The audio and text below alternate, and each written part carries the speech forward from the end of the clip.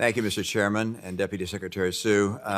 We now know that unaccompanied minor children are being trafficked in illegal labor markets across the country. Your department wrote last year that violations have increased by some 70% since 2018.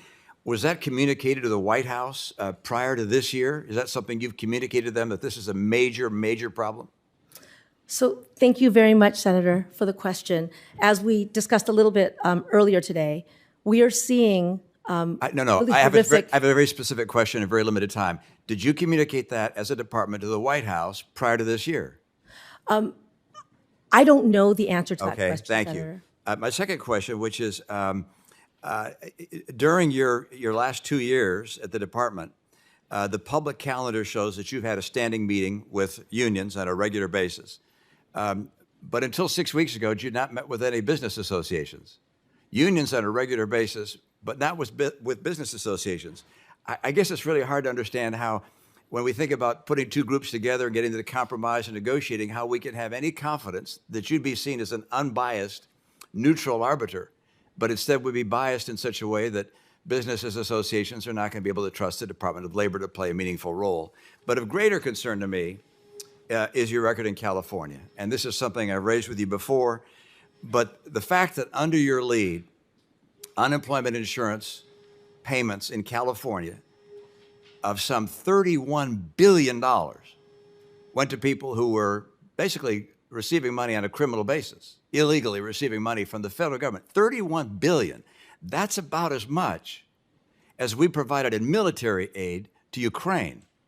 That's almost twice the total budget of the Department of Labor. Under your leadership in California, $31 billion was fraudulently paid out. Now, there's a principle in all sorts of enterprises known as the Peter Principle, which is people get promoted to a point where their competence is no longer been established. In this case, your record there is so severely lacking. I don't know how in the world it makes sense for the president to nominate you to take over this department. To work behind Marty Walsh is one thing, and to learn from him, but you haven't had experience negotiating a major deal between unions and management. And your leadership of an enterprise resulted in $31 billion of fraudulent payments. What am I missing? So, Senator, thank you on both those points. In terms of business leaders, I think that business leaders and industry associations who've worked with me would paint a different story about both my openness and my desire. But you've got to meet with them for them to do so. If you haven't met with them for the first 2 years until 6 weeks ago, and you met with unions regularly, that sends a pretty clear message to those business leaders. So 100% that relationships are very important. I believe that I have them, and I'd be happy to talk to you more about them at any time. But as I said in my opening statement, I think anybody who knows my record would say that I am someone who is communicative, transparent, and really sees that there is tremendous areas of common ground between employers who are job creators and employees who do the work. That's as accurate as it is irrelevant to your competence to be able to lead a negotiation fraught between unions and management. Help me with the $31 billion. Thank you for that, Senator. So the vast majority, over 95% of the fraud in the unemployment system, not just in California, but across the nation, was in the Pandemic Unemployment Assistance Program, a program that was passed by Congress to meet a very, very urgent need, an unprecedented crisis that was viewed to require an unprecedented solution. That Pandemic Unemployment Assistance Program did not have the safeguards that regular unemployment insurance does. You set those safeguards. There are guidelines in California you chose to waive to get that money out. $31 billion. So, Senator, you realize what $31 billion would have meant to the people in Ukraine? Had we been able to double our military support there? Yes, yes. And that is why fraud, waste, and abuse of any kind is completely unacceptable. That is why in California, as soon as we knew that there was fraud happening, I shut the front door to that fraud. I made changes to the program that would ensure that people couldn't get in the front door. But to be very clear, the state auditor who did many audits never said, never found that my eliminating eligibility requirements resulted in any of the pandemic unemployment assistance fraud that we're talking about. My time is up. The buck stops at the top. You're the person running UI. You're the one that decided to waive the guardrails. $31 billion. The idea of promoting a person who's had that experience to a position of leadership of the entire Department of Labor makes no sense at all. Thank you. Respectfully, Senator, if I may, just on the unemployment insurance fraud issue, California's unemployment insurance fraud rate, which was different from the pandemic unemployment assistance, was really about comparable to what it's been before. The high rates that you're talking about were in a program that did not have the safeguards in its design. Senator Baldwin. Back. Thank you, Senator Kaine. Senator Romney. Mr. Libby, I'm interested in your perspective of the people of Azerbaijan and how in the region there is a reaction to Russia's invasion in Ukraine, whether that's changed public opinion, whether that's changed political sentiment there, perspective of the government, and what you see in terms of that dynamic. Thanks, Senator. That's one of the things that makes this region so fascinating and so critically important. Azerbaijan is, to my knowledge, the only country that borders both Russia and Iran, and so it sits right smack in the middle of a strategic region, and its role in the former Soviet space is obviously very important. Azerbaijan has had an interesting balancing act to play, but they have been quite helpful with regard to supporting Ukraine, fuel, food assistance, and even after this dam was destroyed last week, sending in new packages of aid. They voted for the UN General Assembly resolution condemning the invasion and reaffirming Ukraine's territorial integrity. This is an interesting and fairly forward-leaning place for a country in the former Soviet space. If I'm confirmed, I think part of my job is going to be to try and get Azerbaijan further down that track. Obviously, there's ties of kinship and ties of trade and so forth, but Azerbaijan has its own potential role as a conduit, as an energy source, and as a counterbalance to Russian influence in the region, and that's one of the reasons that makes it so important. Thank you, Mr. Libby. Mr. Ehrenreich, help me understand what it means to be engaged in a free association with the United States for Palau. What does that mean to us? What does that mean to them? And are they broadly satisfied with that relationship at this point, or is there some sentiment of concern? Thank you, Senator Romney, for the question. The Secretary, I referred to what Secretary Blinken said a couple weeks ago when he was in Port Moresby.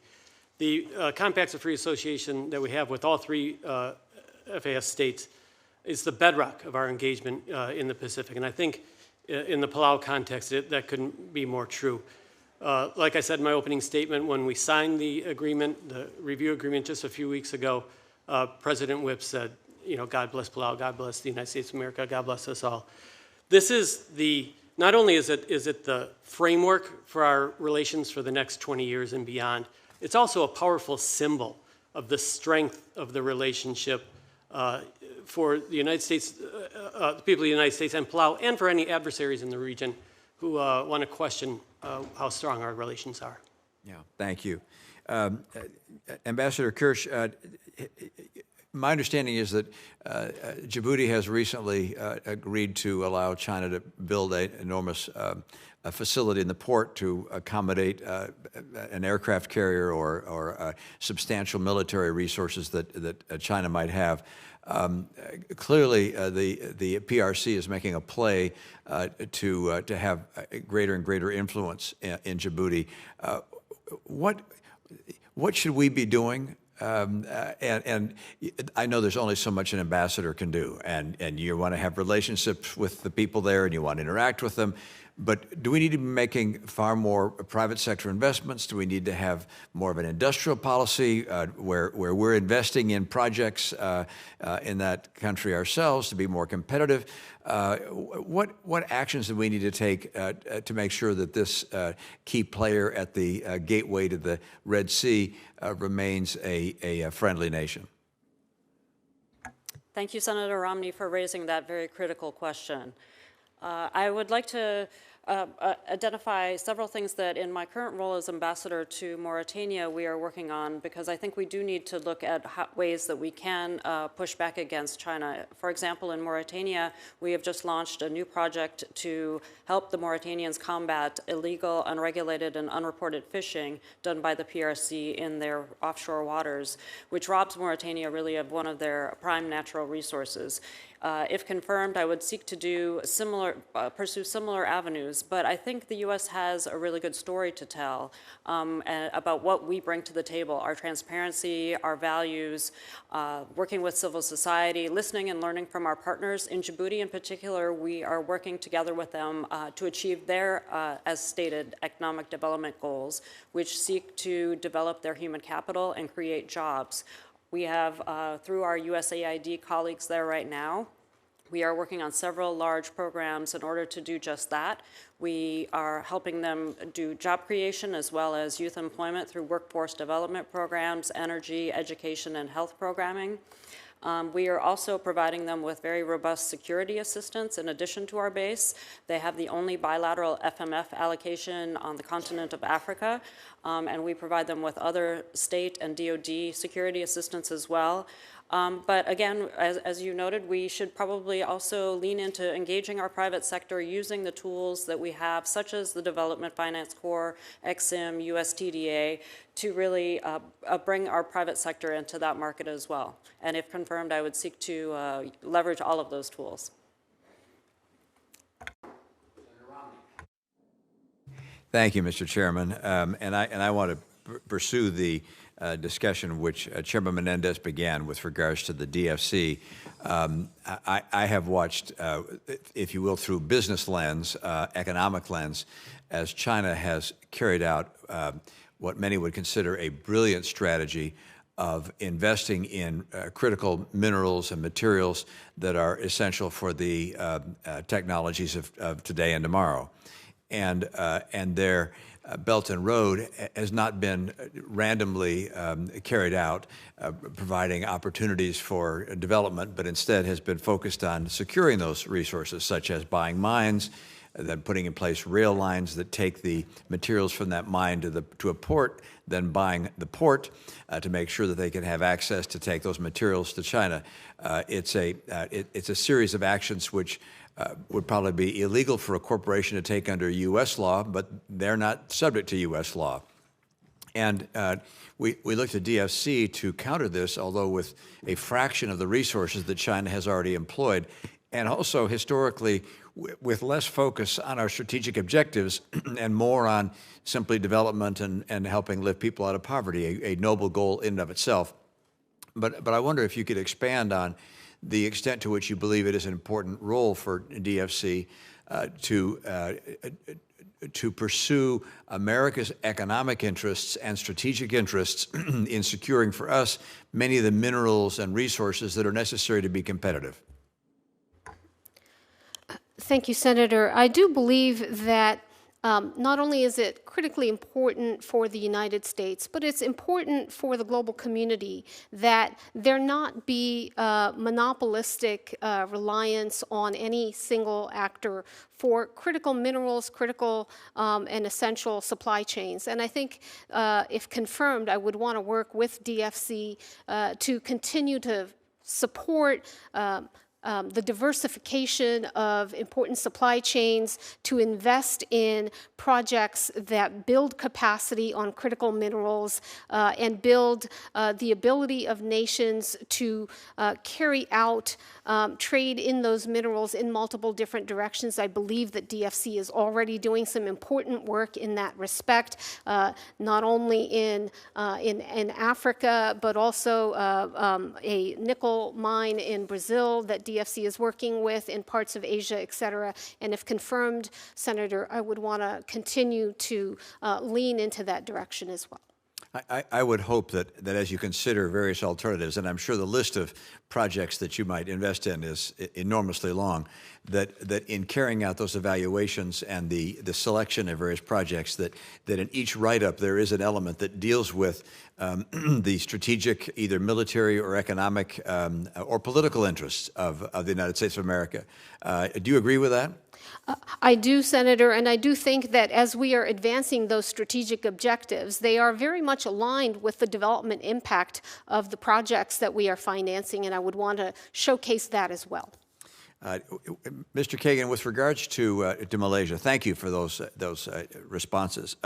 With regards to Malaysia, what is their feeling right now? I know we in this country take great pride in the fact that we have lots of friends, and our foes around the world don't have a lot of friends. But I would submit that one of the reasons we have so many friends is because we've been the superpower, the sole superpower. And when there become alternatives, and in fact, in a region where we might not even be the strongest, that friendship ends up being strained. What is your sense now of the Malaysian people, as well as its government, in terms of their sentiment with regards to the U.S. and with regards to the PRC? Thank you very much for that question, Senator. I think that you've put your finger on what is our broader challenge across the region, and I think certainly in Malaysia, and that is that there is a great reservoir of goodwill towards the United States. At least when I served there from 2014 to 2017, I was constantly struck at the web of connections and web of ties that we have between our peoples and how powerful they are. And the U.S. has been a very important investor and a very important trading partner in Malaysia. And I think the quality of U.S. investment in Malaysia has had a particular impact. In particular, the amount of training, the amount of investment that American companies have made in developing their staff. And you see that in the number of companies that have been started by people who used to work at U.S. companies. But at the same time, there's no question that they are looking to see what we can do now. And I think that my experience has been that they are eager to do more with the United States, but at the same time that they are looking to other opportunities in the region, and they're open to the significant inflows of investment and trade with China. That creates a challenge for us. I think that we can meet that challenge by being engaged, and if confirmed, I would want to help lead that from the position of U.S. Ambassador to Malaysia. But look, we're going to be working very hard at this for a long time to come. I think that we're going to need to be flexible, we're going to need to be engaged, and we're going to need to work with our allies and partners to strengthen our hand as we try and meet these challenges. Thank you, sir. Thank you. Mr. Chairman? Senator Romney. Thank you, Mr. Chairman. I, along with a handful of other senators, were in Israel over the weekend and had the chance to meet with leadership there, former leadership of the country, as well as with military leaders and with families of hostages. And I know that your confirmation can be done by one party alone, and you're likely to be confirmed on that basis. But that being said, there are a few things I'd like to pass along to you, assuming that you do become ambassador. One is that our chief of mission is a highly respected individual, respected by the Israeli leadership, and is working in the interest of the United States, and is someone who we respect enormously as well. Meeting with the families of hostages, their stories and the experiences are heartbreaking. The outrage, the brutality, the inhumanity of Hamas in the way they took children and others and grabbed them and took them across the border is hard to comprehend. And we need to do everything within our power to secure the release of those hostages. I'd also note that one of the generals, the leading general of the Israeli Defense Forces, said something that's very powerful. He said, Israel and Jews don't do vengeance. We're not going to target Palestinians and try and kill a lot of Palestinians to make up for all the Jews that were killed. That is not our intent. We will do everything in our power to avoid civilian casualties among the Palestinian people. But they're being used as human shields, and in many cases there will be deaths, but they will be unfortunate and not part of an effort on the part of Israel to carry out vengeance. I'd also note that there is a responsibility that every government has, and the Israeli government, of course, has this responsibility as well, to secure the safety and the life of their citizens. And in this case, Hamas has made it very clear that as long as they exist, Israeli citizens' lives are going to be at risk and will be sacrificed. And therefore, it is unacceptable for Hamas to continue to exist, certainly in proximity that they have enjoyed from the Gaza Strip. I would note also that in discussion of what comes next, what's going to happen after, let's assume that the Israeli military is successful in rooting out Hamas. What happens after that? There was no clear response to that, and I didn't expect necessarily a response to that because the Israeli government and military is focused on how they're going to be successful in rooting out Hamas. That's what comes first, but what comes next is something which will be a great priority for a United States ambassador there. I'm going to note that I was very troubled by the report of the Permanent Subcommittee on Investigations that was carried under the direction of Senator Portman. I concur in the questions that were being raised by Senator Rubio. That is very troubling to me. I wonder how the White House could have brought forward a nomination given that report and given the clear indication that Republican members at least, and hopefully some Democrat members as well, would be troubled by and moved by the results of that report from the Subcommittee on Investigations. Finally, a question, and that relates to a tangential issue, and that is there is most recently a response or an effort has been promoted by the administration to provide $6 billion of Iranian funds to Iran to release them as part of the prisoner exchange. That's obviously been put on hold. But I guess I question, and you have experience in this regard, the idea that dollars are going to be used for humanitarian purposes only. I heard the administration say, we're going to get you your $6 billion back, but it has to only be used for humanitarian purposes. Now, I know enough about money to know that funds are fungible, and that if we say, we're going to give you $6 billion, but you've got to use it for food and hospitals for your population, Iran can say, thank you, that's what we use the $6 billion for. Now we've freed up $6 billion that we otherwise would have used ourselves for food and hospital, and now we can use that to build nuclear weapons or provide money to Hezbollah or Hamas. And so, am I wrong? It strikes me that when we say that we're going to give you money, but only for humanitarian purposes, it's entirely disingenuous.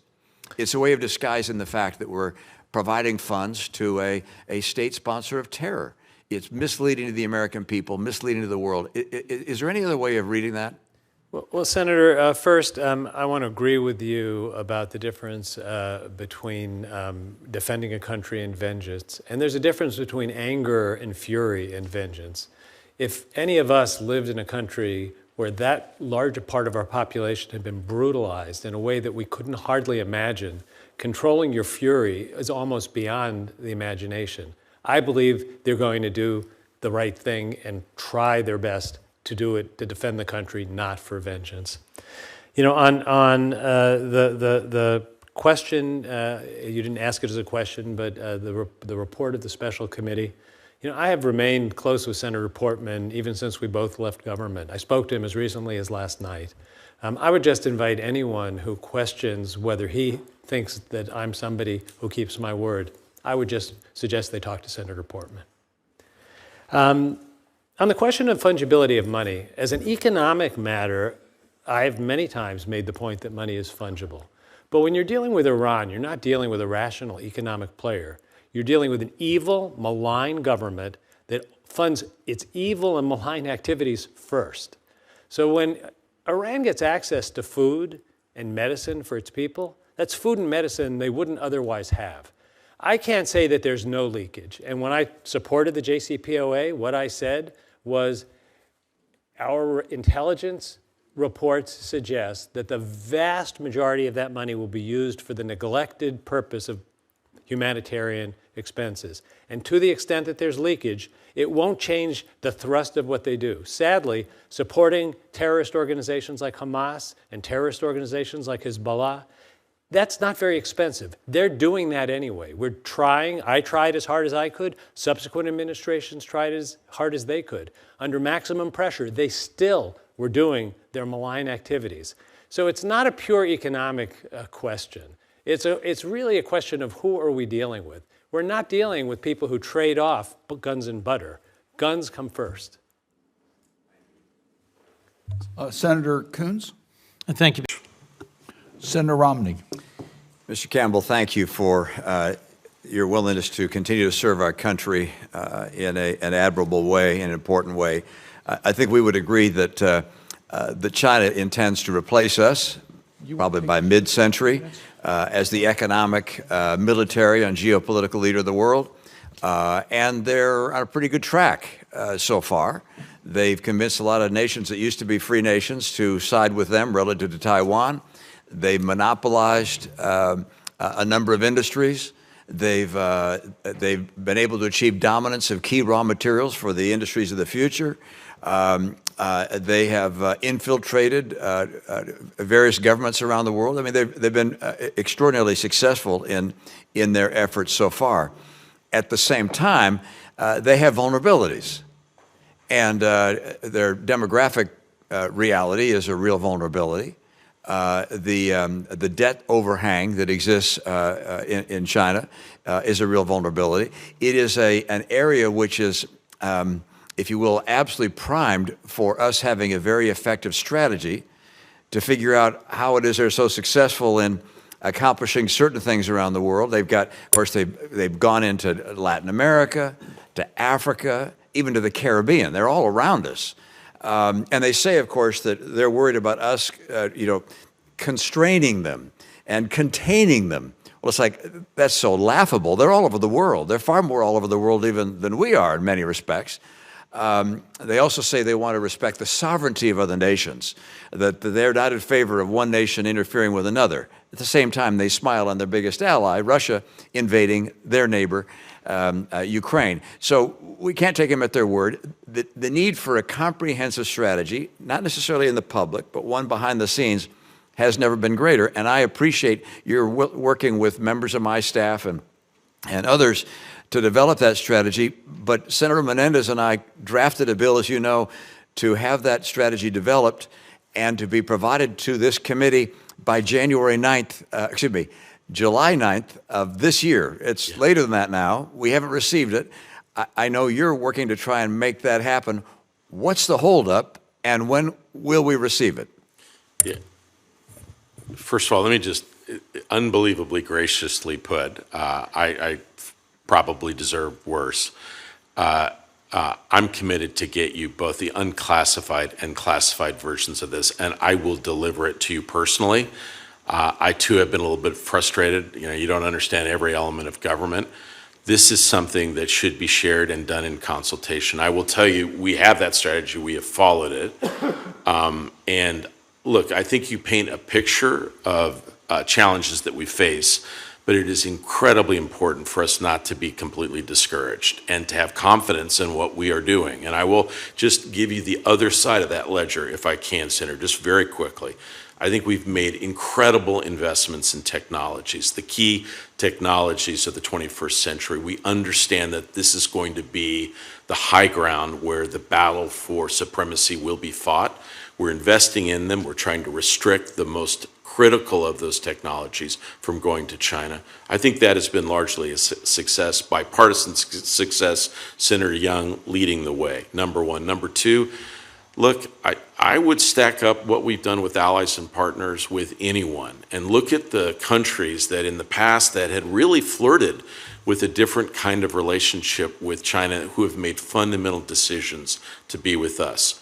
Great Britain and Australia. AUKUS is for a significant, inspirational, powerful program, not just on submarines, but on technology for the future.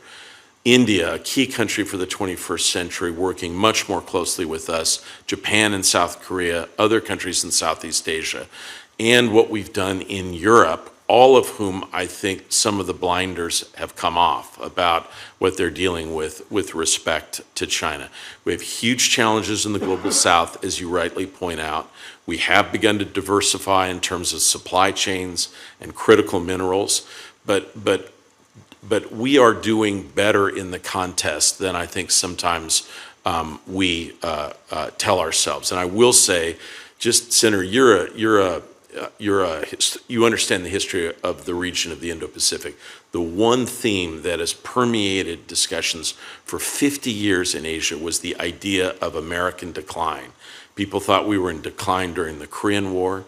They thought we would never recover from the Vietnam War. Reagan brought us back. Cold War, people thought that Japan was the ultimate victor. Each time, there is something about the American character, our inventiveness, our ability to reinvent ourselves that have propelled us forward. I have confidence that we can do that again. China believes that we are in hurtling decline. It is critical that we prove otherwise. Thank you.